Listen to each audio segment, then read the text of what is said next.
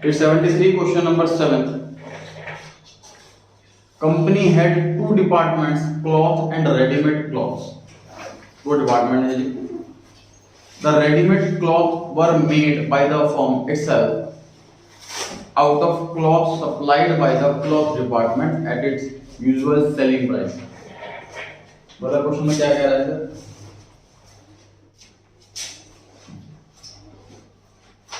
ये जो cloth department है ये सिर्फ कपड़ा बनाता है और ये 2 जगह बेचता है, मार्केट में भी बेचता है और जो हमारा डिपार्टमेंट है सेकंड डिपार्टमेंट, इसका नाम है रेडीमेड क्लॉथ डिपार्टमेंट, ये उसको भी बेचता है. और जो हमारा दूसरा डिपार्टमेंट है रेडीमेड क्लॉथ डिपार्टमेंट, ये परचेज करता है क्लॉथ डिपार्टमेंट से और सेल करता है मार्केट में. सेल करता है कि मार्केट में. सही है. क्लॉथ डिपार्टमेंट जिस प्राइस पे मार्केट में बेचता है उसी प्राइस में रेडीमेड गारमेंट डिपार्टमेंट को बेचता है. रेडीमेड गारमेंट डिपार्टमेंट अपनी ही कंपनी की जो डिपार्टमेंट है क्लॉथ वर्क से खरीदता है और मार्केट में बेचता है. सही.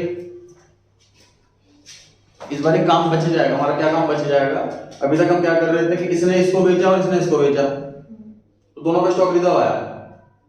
इस बार इसने सिर्फ इसको बेचा तो स्टॉक रिजर्व सिर्फ इसके क्लोजिंग स्टॉक में निकलेगा, इस पे नहीं. समझ गए? स्टॉक रिजर्व सिर्फ इसके क्लोजिंग स्टॉक में निकलेगा, इस पर नहीं, क्योंकि इसने खरीदा ही नहीं इससे. सही है. आगे prepare departmental trading and P&L account for the year ending this. Cloth department दिया हुआ है, रेडीमेड क्लॉथ डिपार्टमेंट दिया हुआ है. सभी का opening stock, purchases, sales, transfer, manufacturing expenses, selling expenses, rent and warehousing और ये स्टॉक मतलब क्लोजिंग स्टॉक दिया हुआ. चलिए बनाए फॉर्मेट. हाँ जी.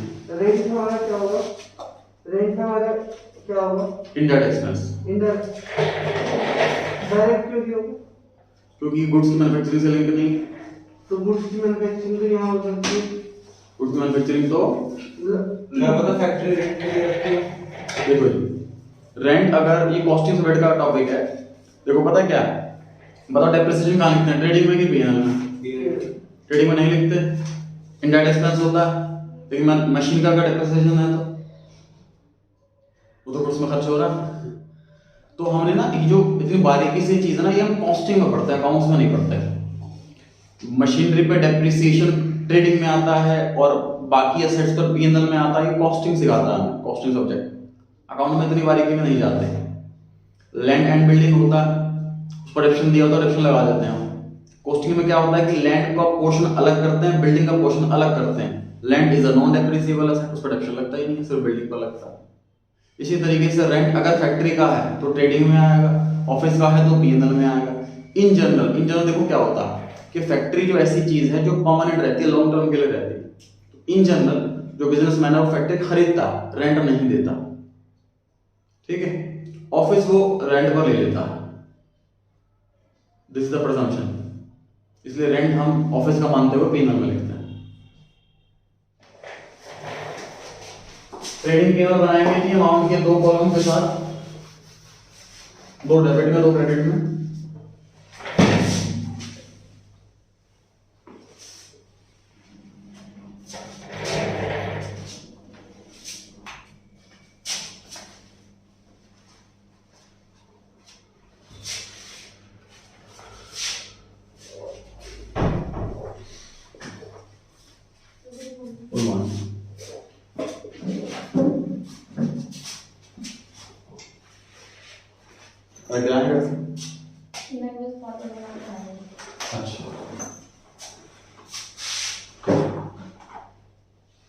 हेडिंग डालेंगे departmental trading and P&L account. हम कंबाइंड बना रहे हैं कि ट्रेडिंग और P&L. आप चाहें तो अलग अलग भी बना सकते हैं.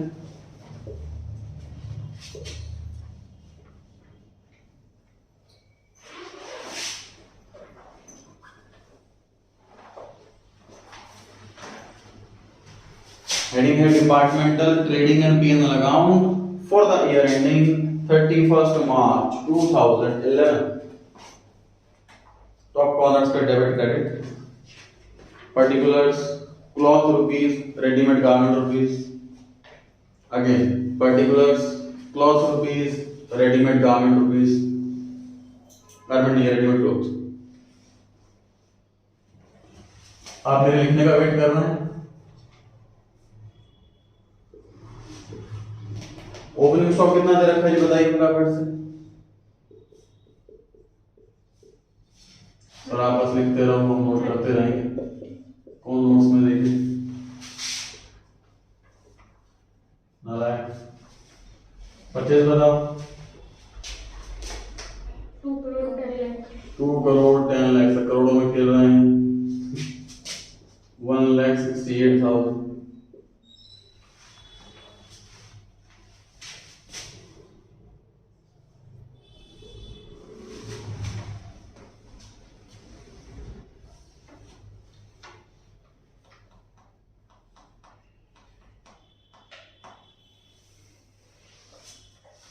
उसमें सर सेल्स भी गिवन है. 2 करोड़ 31 लाख.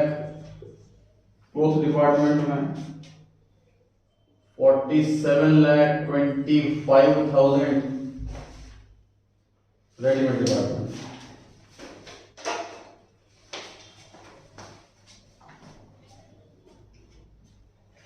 आगे लिखा हुआ है transfer to readymade cloth department. ये बताइए किधर लिखना चाहिए? डेबिट में या क्रेडिट में? डेबिट में. दोनों. देखिए ट्रांसफर टू रेडीमेड डिपार्टमेंट, ये क्लोथ वाले के लिए सेल है और रेडीमेड वाले के लिए परचेज. तो क्लोथ वाले की सेल में मतलब क्रेडिट में आएगा और रेडीमेड वाले के डेबिट में आएगा. सर तो जो रेडीमेड वाला है वो तो बाहर से खरीदता ही नहीं, करेक्ट. तो फिर परचेज कैसे करना है? सिंपल डाउट है सर, रेडीमेड गारमेंट वाला जब बाहर से परचेज ही नहीं करता तो ये परचेजेस कैसे? 1,68,000. तो देखिए जी, क्लोथ डिपार्टमेंट वाला सिर्फ क्लोथ सप्लाई करता, उसके अलावा अदर चीजें भी चाहिए जैसे कि बटन चाहिए, समझ रहे हैं, और जो भी चीजें लगती होंगी, टैग चाहिए, तो कुछ चीज तो खरीदने पड़ेंगे उसको. ठीक है.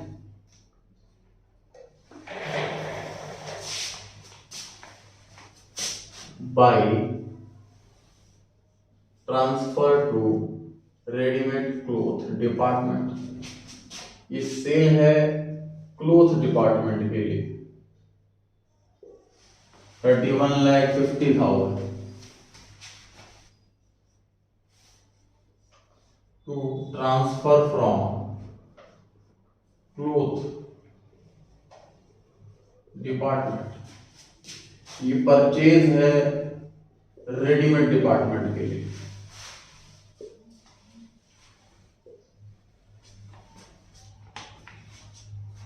एक आइटम से 2 जगह भी आ सकती है, थोड़ा सा नया सीखा. इसके बाद मैन्युफैक्चरिंग एक्सपेंसेस, डेबिट या क्रेडिट? डेबिट से एक्सपेंस डेबिट में आते हैं, कैसी बातें करते हैं? क्रेडिट में एक्सपेंस क्यों आएंगे?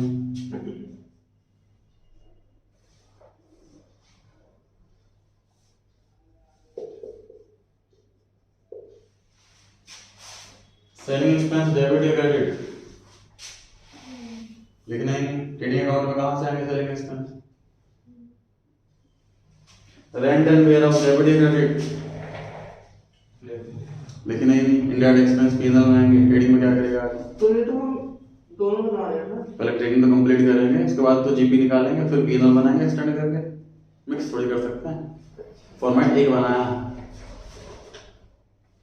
क्लोजिंग स्टॉक डेबिट या क्रेडिट? आएगा पक्का? हाँ. ट्रेडिंग में नहीं आता.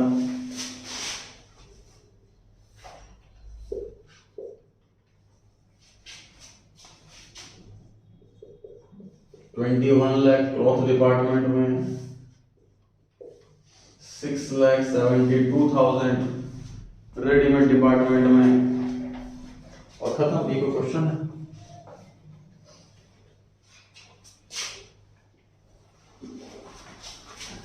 रोल ऑफ प्रॉफिट आपके बहुत नजदीक, आप बस पहुंचने ही वाले हैं. रोल ऑफ प्रॉफिट कौन यूज है?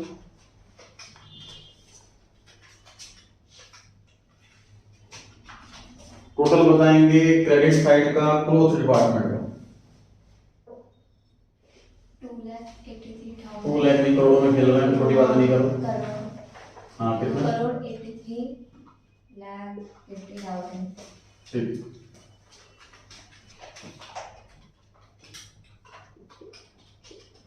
$2,83,50,000। इसमें से आपको सिर्फ दो चीजें माइनस करनी है, ओपनिंग स्टॉक और परचेजेस, और अब जीपी आपके हाथ में होगा। 42 लाख।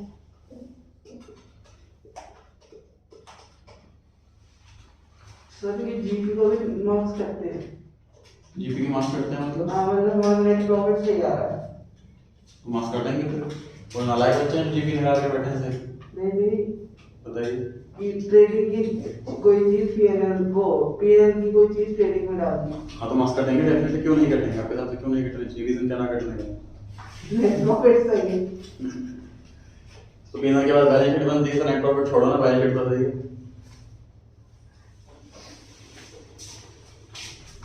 ग्रॉस प्रॉफिट सर देखो, पीएनएल अकाउंट बना लिया हमने, बिना कोई दूसरा फॉर्मेट बनाया है, हमने कंजूसी के साथ बना लिया है पीएनएल, जीपी को ही लंबा खींच के। टोटल बता रहे हैं आप लोग मुझे रेडीमेड डिपार्टमेंट की क्रेडिट साइड का 5397 5397।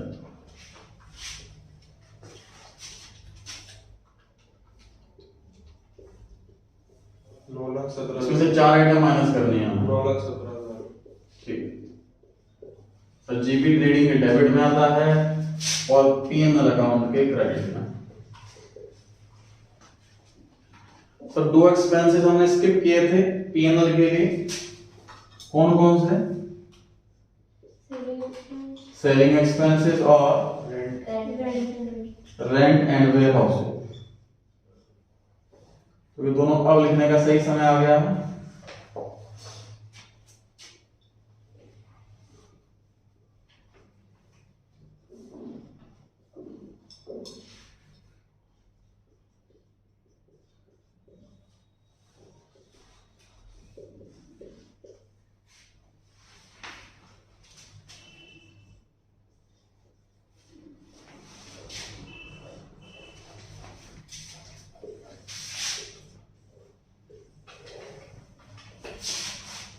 टोटल मैं बताऊंगा इस बार आपको 42 लाख और 9,17,000।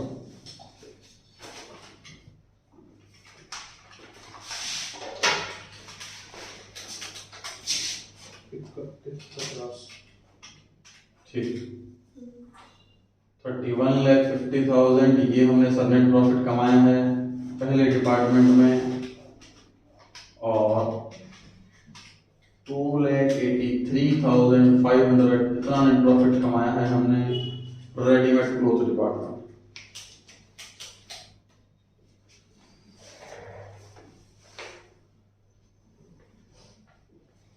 सिर्फ ट्रांसफर वाले पॉइंट के अलावा बताइए कुछ भी नया सीखा हमने इस क्वेश्चन में अभी तक? आइटम वही है जो 11th क्लास में होती थी ट्रायल बैलेंस के अंदर, उसी छोटी सी पहचान डायरेक्ट इनडायरेक्ट थी, ये होनी ही चाहिए कि भाई कौन सा डायरेक्ट है कौन सा इनडायरेक्ट है। मैन्युफैक्चरिंग एक्सपेंस ट्रेडिंग में आने हैं, रेंट और सेलिंग एक्सपेंस पीएनएल में आने हैं। ये वाला क्वेश्चन आप सेपरेट फॉर्मेट से बना सकते थे, पहले डिपार्टमेंटल ट्रेडिंग फिर अलग फॉर्मेट डिपार्टमेंटल पीएनएल, या फिर हमने कमांड भी कर दी, ये भी तरीका सही। ये तरीका 11th में भी सही था, 11th में भी कमांड भी कर सकते थे, अलग अलग भी कर सकते थे, ऑप्शनल था 11th में। टैली में भी ऐसे ही था। टैली में भी ऐसे चलने से होते ही। क्लियर हो गई जी बात? अब हम बना रहे हैं कंपनी का पीएनएल, क्योंकि सिंगल पीएनएल होगा, डिपार्टमेंट वाइज नहीं होगा। बनाइए।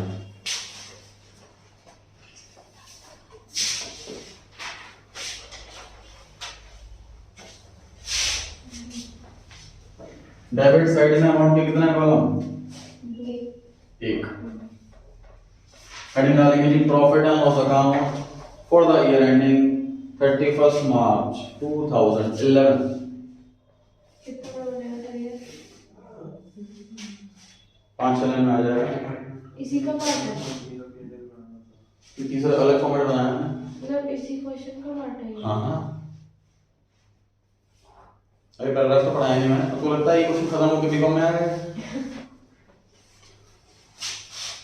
By net profit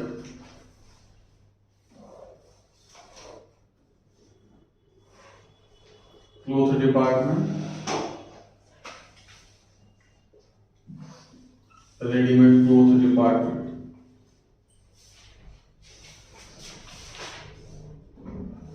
42 lakh, sorry 31 lakh. हाँ जी, और 2,83,500। आप इसको इनर कॉलम में भी लिख सकते हैं, टोटल आउटर कॉलम में, या फिर टोटल आउटर कॉलम में भी लिख सकते हैं, जैसे आपकी इच्छा हो।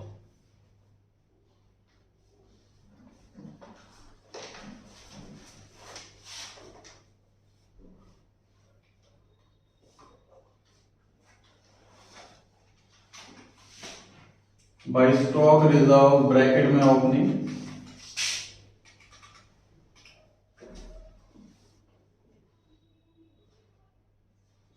एक लाइन छोड़कर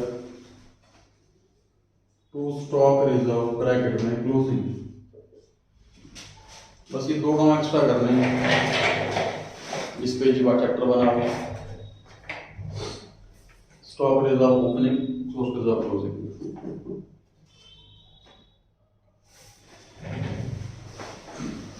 पढ़ने क्वेश्चन आगे लिखता है sir, in addition to the above the following information is made available for necessary consideration. पहला, the stock in the readymade cloth department may be considered as consisting of 75% cloth and 25% other expenses। तो sir ये जो opening stock देख रहे हैं आप readymade cloth department का 5,32,000, इसमें केवल 75% ही क्लॉथ है, तो प्रॉफिट मार्जिन भी उसी हिसाब से ही होगा। जो क्लोजिंग स्टॉक आप देख रहे हैं रेडीमेड क्लोथ डिपार्टमेंट में, उसमें सिर्फ 75% क्लॉथ है, 25% तो अदर चीज है, तो मार्जिन भी उसी पे होगा। 3,99,000। अभी कंक्लूड अब तो और कुछ भी करना है, एक थोड़ी खत्म, जल्दी क्यों रहती है सिलेबस खत्म करने। आगे बढ़े, the cloth department earned a GP at the rate of 15% in 2009। ये सब पिछले साल का जीपी पता नहीं क्यों दे रखा, बताइए। ये जो ओपनिंग स्टॉक दिख रहा है आपको, ये क्लोजिंग स्टॉक नहीं होगा लास्ट ईयर का। तो लास्ट ईयर क्लोथ डिपार्टमेंट ने रेडीमेड डिपार्टमेंट को अपने जीपी रेट से ही बेचा होगा सामान, उसमें 15% का जीपी जुड़ा हुआ। समझ पा रहे हैं? और मुझे इस साल बताओ क्लोथ डिपार्टमेंट का जीपी कितना? इस साल क्लोथ डिपार्टमेंट का जीपी कितना ये बताइए। 42 lakh. GP rate cloth department GP ratio, GP upon sales into 100। GP मैं बताता हूं, सेल्स आप बताओ, और बस कौन बच्चा बता पाएगा ये सेल कितनी क्लोथ डिपार्टमेंट की? है कोई बच्चा? 18.18%। लो जवाब।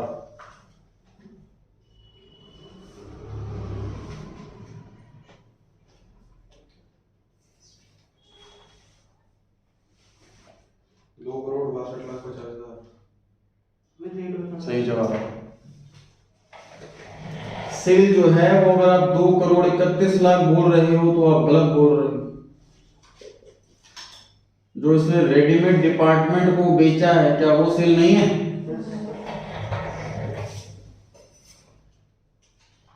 जो मार्केट में बेचा है वो भी सेल है, जो रेडीमेड डिपार्टमेंट को बेचा है वो भी सेल। तो जीपी तो दोनों पे ही कमाया उसने 16%। 16। ध्यान से देखिए, क्लोजिंग स्टॉक में जो क्लॉथ है उसमें 16% का जीपी जुड़ा हुआ, ठीक है। अभी तक जितने भी क्वेश्चन किए हमने उसमें क्या करते थे, जीपी रेट निकाला और वही क्लोजिंग स्टॉक पे लगा दिया और वही ओपनिंग स्टॉक पे लगा दिया, बात खत्म हो गई। लेकिन क्या जरूरी है कि हर साल जीपी रेशियो सेम रहे? ये जरूरी नहीं। पिछले साल जीपी रेशियो 15% था, पिछले साल के स्टॉक पे पिछले साल का जीपी रेट लगाएंगे ना। इस साल का स्टॉक कितना, इस साल का जीपी रेशियो 16, इस साल के स्टॉक पे 16% लगाएं। हर एक क्वेश्चन के अंदर छोटा छोटा नया नया स्टेप सीखते जाएंगे। वैसे in general GP ratio same रहता है। इन जनरल महंगाई हो जाए तो हम सेलिंग प्राइस में बढ़ा देते हैं उसी रेशियो में, इसलिए in general GP ratio same रहता है। इसलिए अब तक जितने भी क्वेश्चन किए हमने उसमें जीपी रेट हमने क्लोजिंग ओपनिंग पर सेम लगाया। इस क्वेश्चन में क्या रहा है, लास्ट ईयर अलग था जीपी रेशियो, वो अलग लेना पड़ेगा। आगे बढ़े। The general expenses of the business is 10,85,000 to general expenses। ये कंपनी के ओवरऑल दे रखे हैं, डिपार्टमेंट वाइज नहीं। बस खत्म ये क्वेश्चन। To net profit. अब मुझे बताइए ये स्टॉक रिजर्व कितना आ रहा है ओपनिंग, कौन बच्चा बता सकता? 59,850। 59,850। क्लोजिंग स्टॉक रिजर्व कौन बच्चा बता सकता?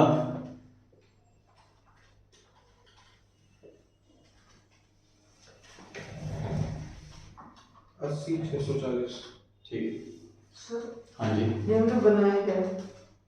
ये कंपनी का पी&एल अकाउंट बनाया है। तो रेडीमेड क्लोथ उसका कंपनी नहीं थी? नहीं, डिपार्टमेंट वाइज हमने बना लिया कि डिपार्टमेंट ए ने कितना कमा के दिया, डिपार्टमेंट बी ने कितना कमा के दिया। डिपार्टमेंट ए और बी को क्या स्टॉक रिजर्व से मतलब है? नहीं है मतलब, लेकिन कंपनी को तो है। डिपार्टमेंट क्लोथ ने जब रेडीमेड को बेचा तो उसने तो कह दिया भी मैंने प्रॉफिट कमाया देखो, लेकिन कंपनी को बताया कि मेरी कंपनी के अंदर ही तो रखा हुआ है सामान, ये हमारी कंपनी ने तो कमाया नहीं, उस प्रॉफिट को घटाना पड़ेगा। तो क्लोथ डिपार्टमेंट का भी नहीं है? क्लोथ डिपार्टमेंट का क्या क्लोजिंग स्टॉक में दे दो, उसमें किसका प्रॉफिट जुड़ा हुआ है? हाँ जी, इसमें जुड़ा अरे हुआ। क्वेश्चन की स्टार्टिंग बताया था मैंने, इस क्वेश्चन में एक काम बड़ा छोटा हो जाएगा। क्या कि अभी तक क्या होता था कि 2-3 डिपार्टमेंट है, ए ने बी और सी को बेचा, बी ने ए और सी को बेचा, सी ने ए और बी को बेचा, तो हर एक में स्टॉक रिजर्व जुड़ा हुआ। इस क्वेश्चन में पहले ही लिखा हुआ है कि क्लोथ डिपार्टमेंट मार्केट में भी सामान बेचता है और रेडीमेड क्लोथ डिपार्टमेंट को भी बेचता है, लेकिन रेडीमेड डिपार्टमेंट क्लोथ डिपार्टमेंट को नहीं बेचता। भाई शर्ट बनाने के बाद कपड़े वाले डिपार्टमेंट में क्या करेंगे, शर्ट को भेज कर वो शर्ट में क्या करेगा, कपड़ा बेचेगा शर्ट वाले को जो तुम शर्ट बना। तो सिर्फ क्लोथ वाला ही रेडीमेड को बेचता, तो इसी के क्लोजिंग स्टॉक में कुछ ना कुछ प्रॉफिट जुड़ा हुआ होगा। ये तो इसको बेचता ही नहीं है, इसका जो क्लोजिंग स्टॉक है तो पूरा प्योर कॉस्ट पे, इसमें तो स्टॉक रिजर्व नहीं। अब कंप्लीट हुआ है ये क्वेश्चन। नेट प्रॉफिट आ रहा है सर हमारा 27,710।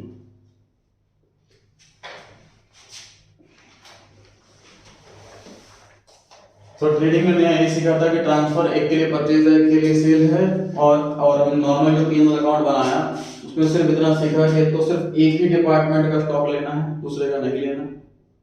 उस स्टॉक में भी सिर्फ 75% ही पिछले डिपार्टमेंट का स्टॉक जुड़ा हुआ है और लास्ट ईयर करंट ईयर का जीपी रेट अलग है। अभी सर तो ये 25% का एक्सपेंस आया है, वो भी तो रिकॉर्ड करना चाहिए। वो रिकॉर्ड तो हमने कर लिया पहले ही क्लोजिंग स्टॉक के अंदर, उसमें लोडिंग नहीं है। बस ध्यान से देखो भाई, मान लीजिए क्लोथ वाले ने रेडीमेड वाले को 1,000 रुपए का सामान भेजा, इसका जीपी रेट 16% है, तो 160 रुपीज प्रॉफिट होगा। अब इसने इसमें और एक्सपेंस करे 300 रुपए की, तो इसके यहाँ क्लोजिंग स्टॉक लिखा हुआ है 1300 रुपए।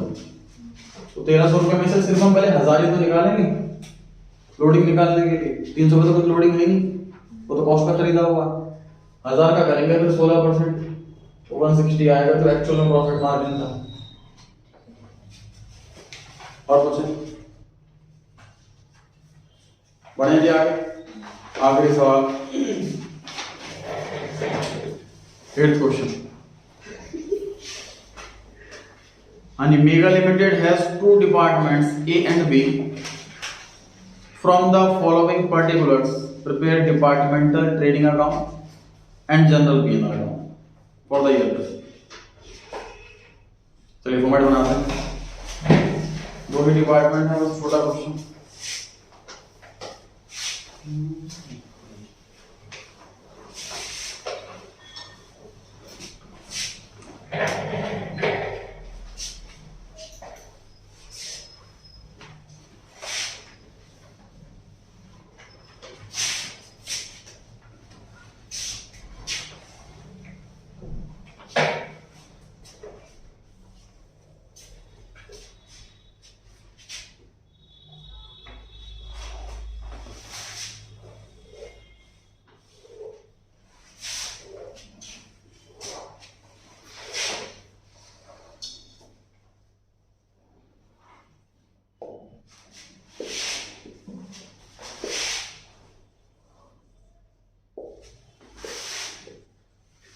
हेडिंग डालेंगे जी departmental trading account for the year ending 31st March 2014।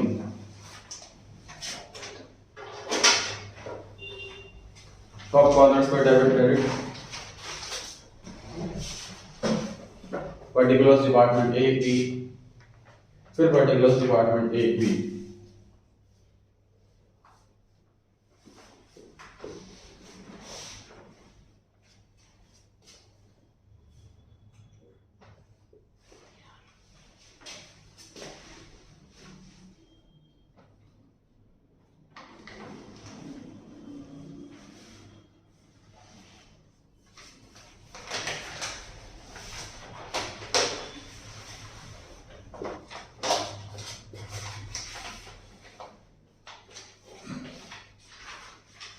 Opening stock 70,000, 54,000,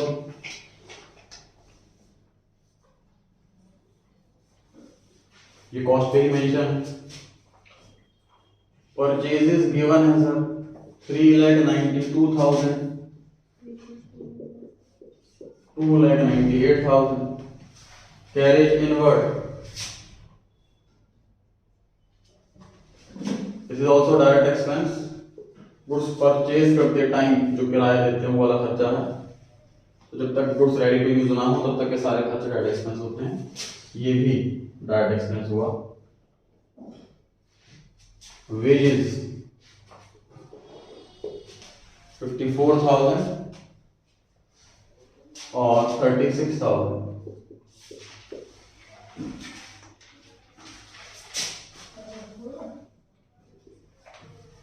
sales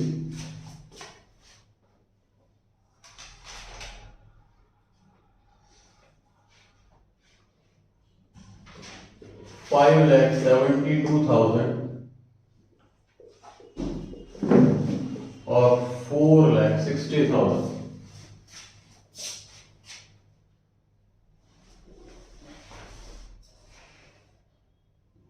जी आगे purchased goods transferred,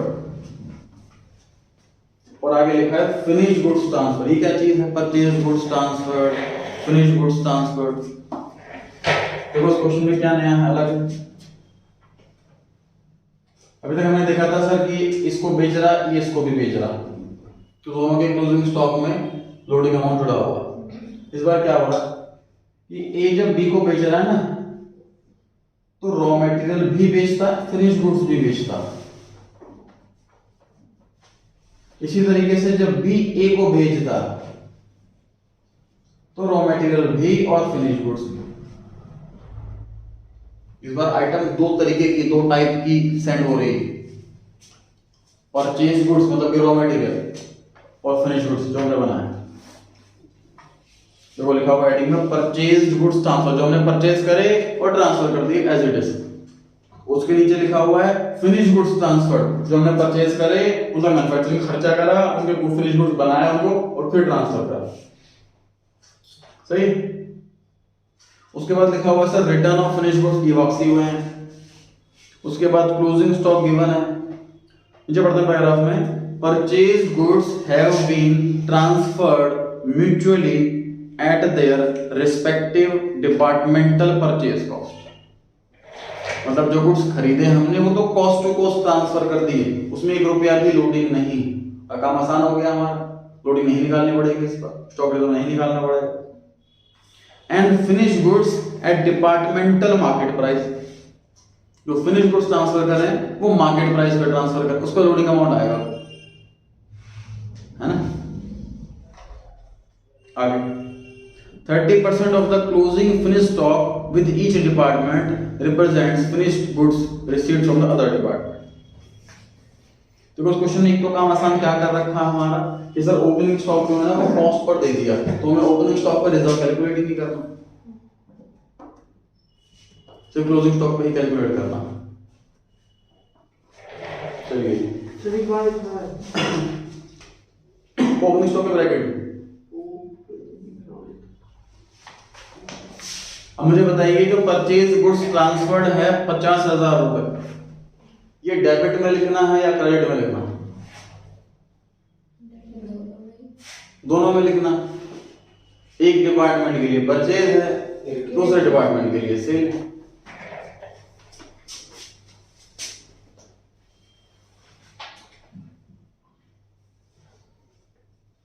by transfer from, तो पहले वाला जो है ट्रांसफर्ड बाय बी टू ए, तो ये ए के लिए परचेज है, बी के लिए सेल है। परचेज गुड्स और फिनिश गुड्स, ये बी के लिए सेल है,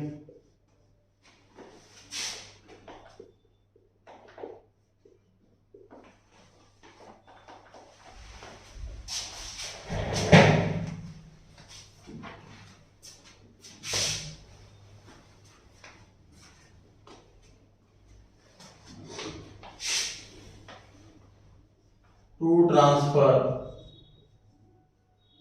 फ्रॉम बी परचेज गुड्स और फिनिश गुड्स।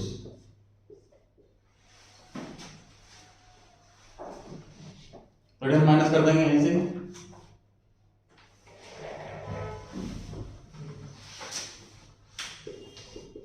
और जो परचेज गुड्स हैं उसमें लिखा हुआ है transferred by B to A 50,000, B ने ए को 50,000 के गुड्स ट्रांसफर करे हैं, तो ए के लिए परचेज है और बी के लिए सेल। उसके नीचे फिनिश गुड्स ट्रांसफर लिखा है सर, फिनिश गुड्स जो ट्रांसफर करे हैं बी ने ए को, तो बी के लिए सेल है और ए के लिए परचेज है।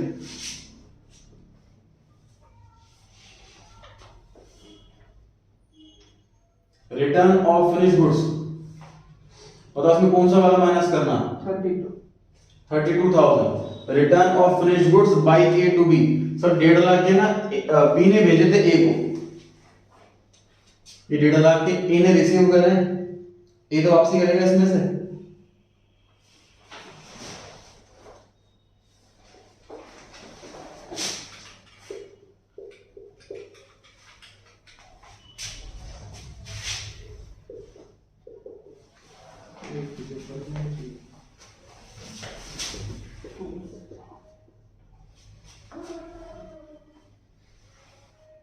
ठीक है, समझ पा रहे हैं या नहीं?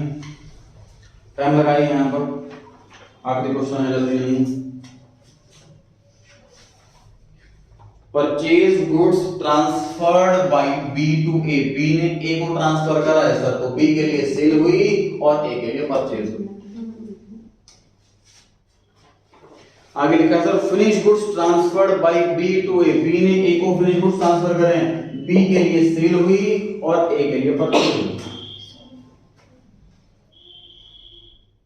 ये 1.5 लाख के गुड्स बी ने ए को भिजवाए थे, ए ने रिसीव करे, उसमें से 1.5 लाख में से उसको 32,000 के गुड्स पसंद नहीं आए तो ए ने वापस कर दिए। लिखा हुआ है return of finish goods by A to B, 32,000 goods वापस कर दिए उसने, हमने माइनस करके लिखा सीधा। ठीक है,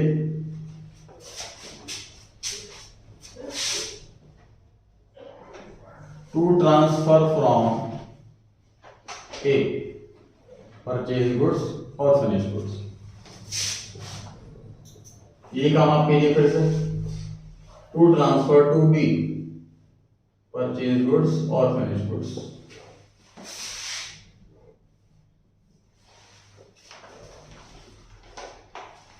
जो 36,000 के गुड्स हैं उसके लिए पढ़िए क्या लैंग्वेज है। लिखा है purchased goods transferred by A to B. A ने बी को भेजे हैं 36,000 के गुड्स, तो ए ने बेचे हैं, ए के लिए सेल है और बी के लिए परचेज। ए ने बी को भेजे हैं तो ए के लिए सेल हुई और बी के लिए परचेज हुई। फिनिश गुड्स वाले में पढ़े जो 1,75,000 है, क्या लैंग्वेज है। फिनिश गुड्स ट्रांसफर्ड बाय ए ने बेचे, बी ने खरीदे।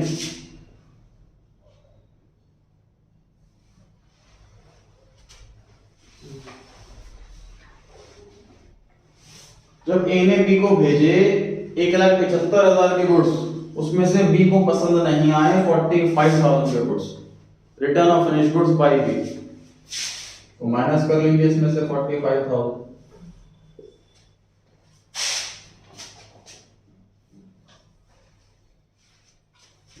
ये इसके लिए परचेज है।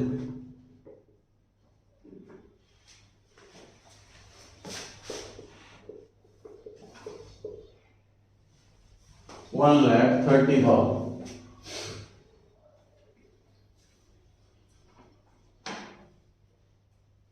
नहीं, क्लोजिंग स्टॉक परचेज गुड्स का अलग और फिनिश गुड्स का अलग, डिपार्टमेंट ए का अलग और डिपार्टमेंट बी का अलग।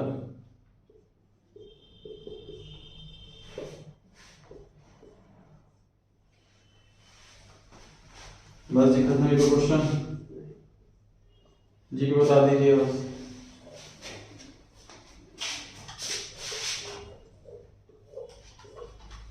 सर इसको लोडिंग अमाउंट में निकालना है। लोडिंग अमाउंट कभी डिपार्टमेंट रेटिंग में निकाला है हमने।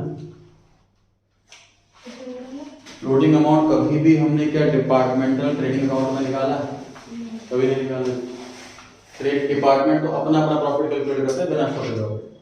इसको कंपेयर करने के बाद फिर हम P&L अकाउंट बनाएंगे कंपनी का, उसमें निकालेंगे लोडिंग। आप लोग टोटल बता रहे हो ए डिपार्टमेंट के क्रेडिट साइड का 8,64,000।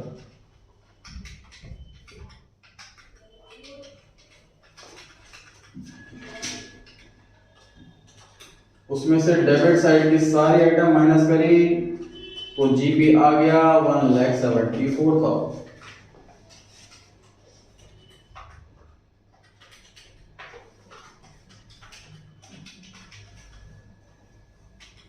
टोटल बताना है मुझे डिपार्टमेंट बी में क्रेडिट साइड का 11,70,000। 11,70,000। जीपी आ रहा है sir 1,57,000।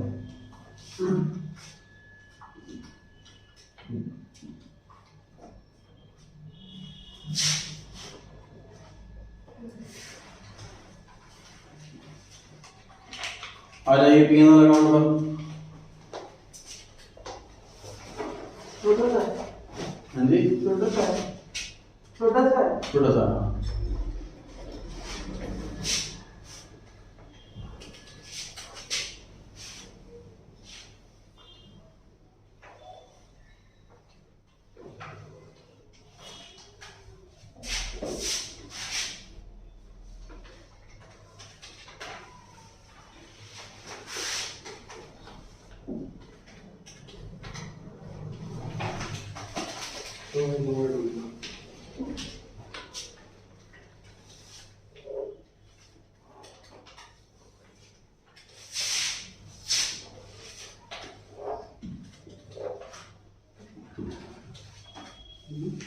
Profit and loss account for the year ending 31st March 2014.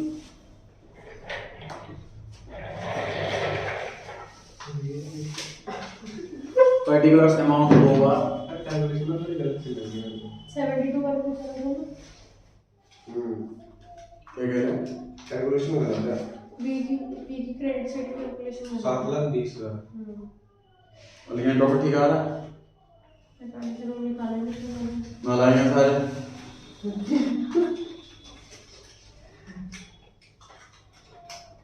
सारे बजे नोटिंग वाले मिले हैं मेरे को।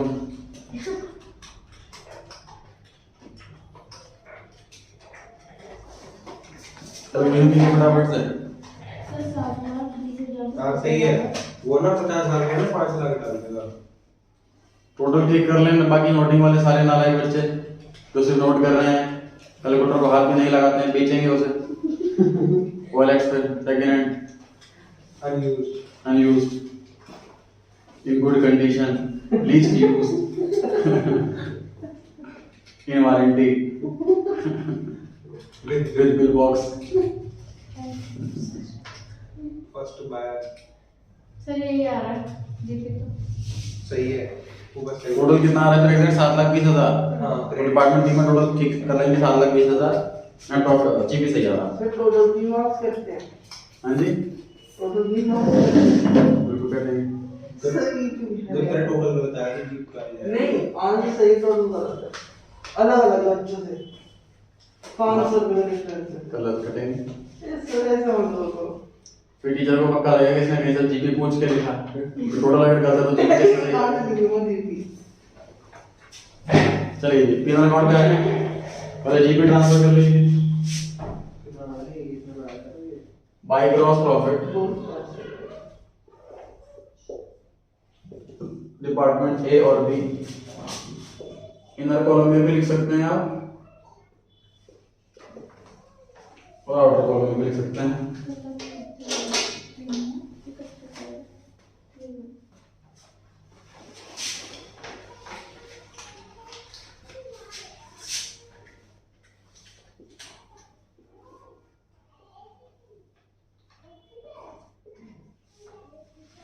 टू स्टॉक रिजर्व बस खत्म, नेट प्रॉफिट आ गया। ये कोई क्वेश्चन है?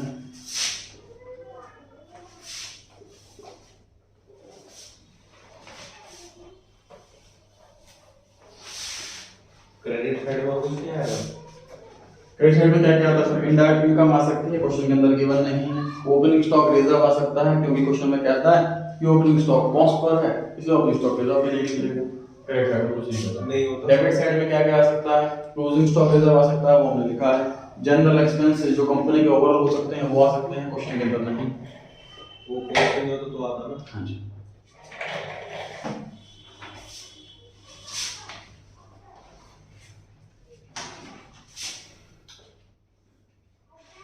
स्टॉक रिजर्व हो जाए सर जीपी पर निकलता है।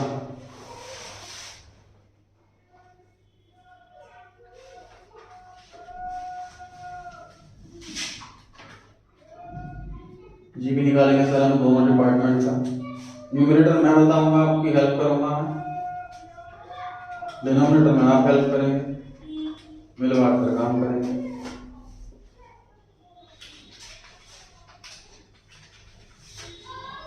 डिपार्टमेंट ए की सेल कितना लिखना चाहते हैं आप?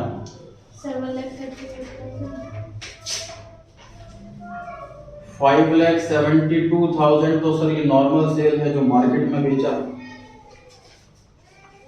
उसके अलावा और 36,000 वाले गुड्स में तो सब जीपी है ही नहीं 1 रुपया, कॉस्ट पे था वो। क्योंकि वो कॉस्ट पे बेच रहे हैं। ठीक है तो फिर 130 आ जाएगा। 1,30,000 30,000 है कि 32 है? 30 है। सही लगाओ। तब क्या लगाना कि आप बताओ। 130 आ रहा है? 130 ठीक। हाँ कितना है ये जीबी रेशो, कौन बच्चा बता सकता है? सॉरी वो 1,20,000 ना फिनिश गुड वाली अमाउंट निकल गई है। हाँ हाँ तो सही है। बताओ कितना है जीबी रेशो? हाँ ठीक।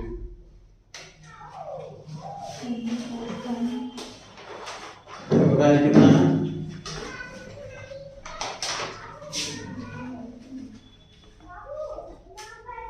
अरे बोलो। सर ये सेल में लिखा हुआ है, देखो जीपी ट्रेडिंग अकाउंट में बाय ट्रांसफर टू 24.7 सही। भाई डिपार्टमेंट ए ने टोटल 3 बार सेल करी है। मार्केट में सेल करा है 5,72,000, इसमें जीपी है। दूसरा, रेडीमेड गारमेंट को परचेज गुड्स ट्रांसफर कर रहे हैं उसको, लेकिन कॉस्ट टू कॉस्ट बेचा, उसमें 1 रुपए भी जीपी नहीं, वो नहीं लिया हमने यहाँ पर। तीसरा, ए डिपार्टमेंट ने बी को ट्रांसफर करा है फिनिश गुड्स 1,30,000 के नेट ऑफ रिटर्न, इसमें भी जीपी का, तो ये भी लिया है। इसके आते हैं डी पर नॉर्मल सेल्स सर इसकी जो मार्केट में है वो 4,60,000 है। उसके अलावा जो डिपार्टमेंट ए को बेचा है इसने फिनिश गुड्स बताएंगे आप, नेट ऑफ रिटर्न 1,18,000। कितना आया जीजीपी?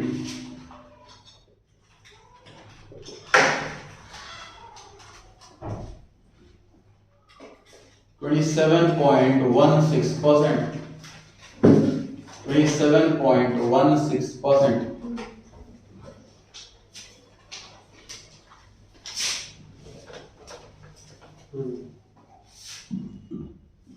क्लोजिंग स्टॉक बताइए डिपार्टमेंट ए में।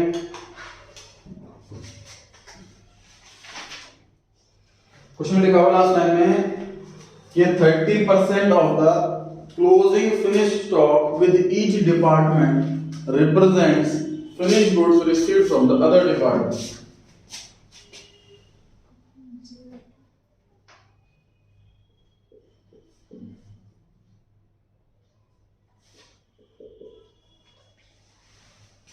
मैंने उल्टा सीधा कर दिया कि तुमको सीधा लिखा? उल्टा सीधा कर दिया। सही लिखा सर। सही लिखा।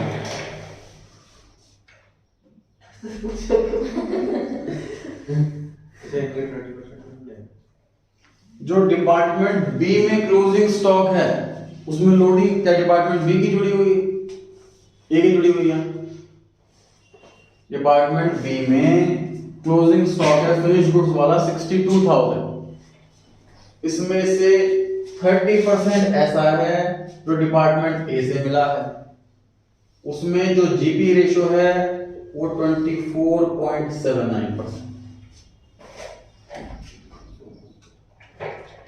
कौन बच्चा बताएगा? स्टॉक रिजॉर्ट है कोई बच्चा ऐसा? 4,611 रुपए।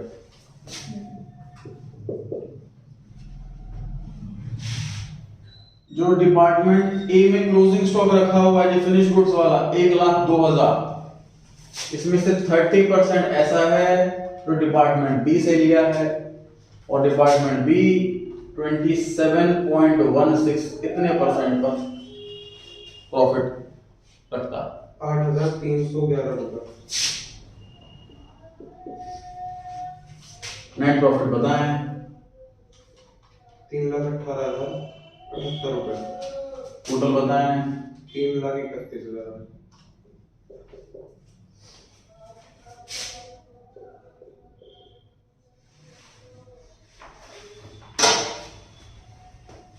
उसका टोटल 12,122।